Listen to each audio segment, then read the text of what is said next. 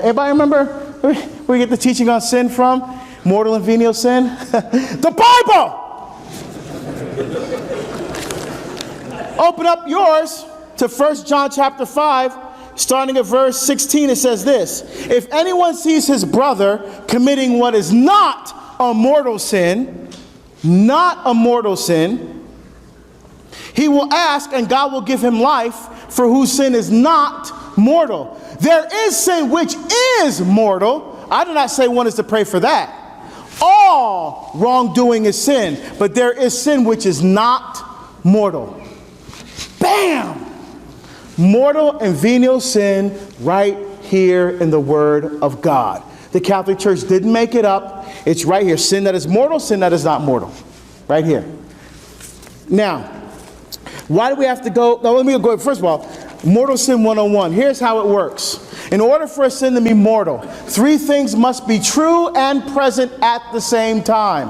One, it must be grave matter. And usually the benchmark for grave matter is one of the 10 commandments. Violation, one of the 10 commandments. Now, say you go fishing and you catch a fish this big, but you tell everybody the fish was this big. Is that a sin?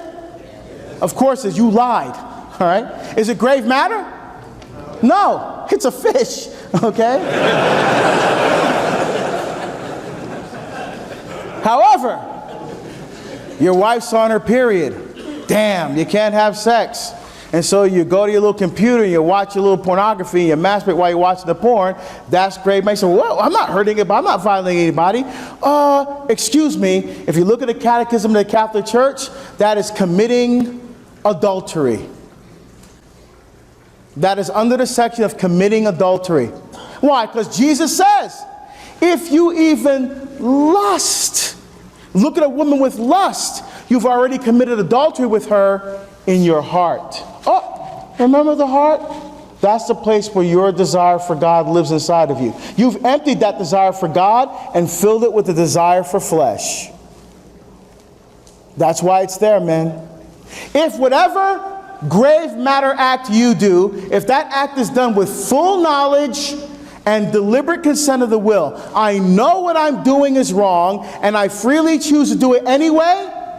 If you die in a state of unrepentant mortal sin, you've lost sanctifying grace, the grace you need to get to heaven, you're going to hell when you die. In fact, the Catechism says you're going straight to hell. So I'm sorry for being so soft. This is no joke.